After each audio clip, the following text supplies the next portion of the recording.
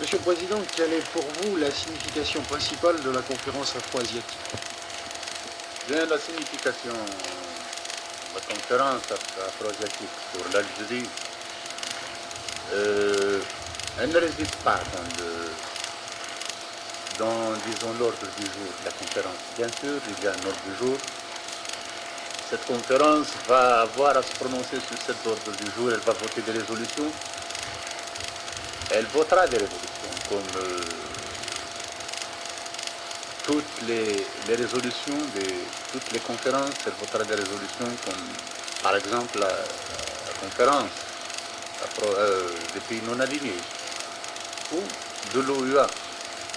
Mais à mes yeux, là ne réside pas l'intérêt de cette conférence. Bien sûr, il faut voter des résolutions. Bien sûr, il y a des problèmes sur lesquels il faut que nous ayons un point de vue commun. Il faut le dire, cette conférence, malgré qu'elle ne soit pas la conférence aussi large que nous pensons, je dois vous dire que je n'en suis pas mécontent du tout. Personnellement, je pense que la conférence gagne à ne pas être très élargie, car nous voulons, malgré tout, une conférence engagée. Ici, vous faites allusion à certains pays d'Afrique noire. Je fais allusion, et effectivement, à certains États qui n'apportent rien de très positif à cette conférence, parce qu'ils ne sont pas engagés, parce qu'ils ne viendraient pas défendre un point de vue engagé. Donc, je ne pense pas que la conférence gagnerait à être très très large. Bon, donc, la conférence certainement va réunir une cinquantaine de chefs d'État, et je pense que c'est très suffisant. Cette conférence va donc voter des résolutions, c'est très bien, mais là ne reste pas l'intérêt. Cette conférence, à mon sens, en la situant dans le contexte, parce qu'il faut voir quand même les choses en face. La conférence ici, au moment où il y a de graves problèmes qui sont posés à notre monde, à l'univers, aux pays qui viennent d'accéder à leur indépendance, à des pays comme nous qui sont confrontés à de multiples problèmes d'unification interne, mais aussi très engagés, et des problèmes auxquels on n'a pas été préparé. Par exemple, les problèmes, et c'est là où je voulais en venir, le problème de la Malaisie, le problème du Yémen, le problème conflit frontalier sino-indien, le problème du Sud-Vietnam.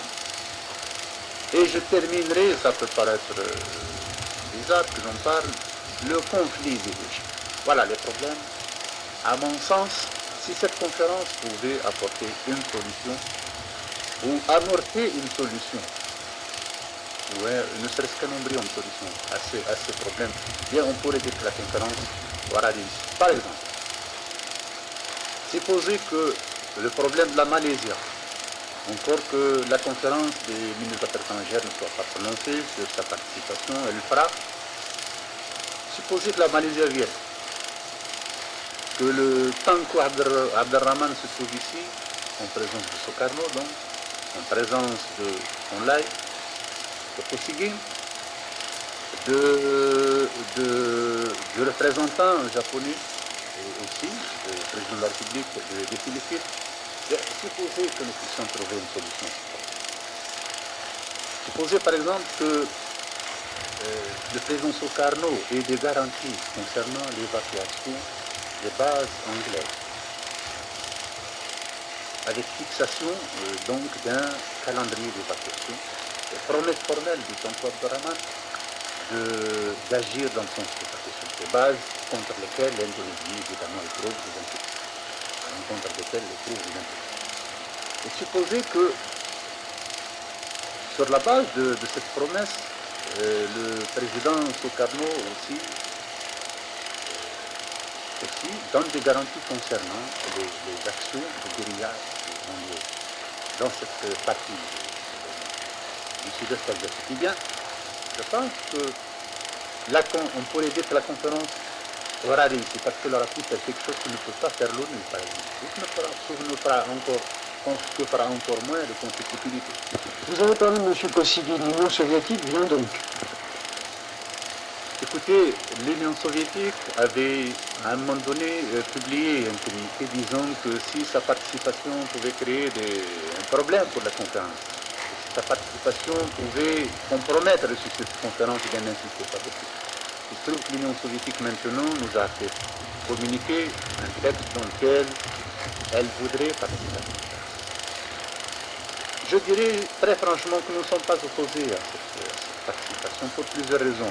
Tout d'abord parce que la notion d'afro-asiatisme pour nous ne peut pas être une notion géographique.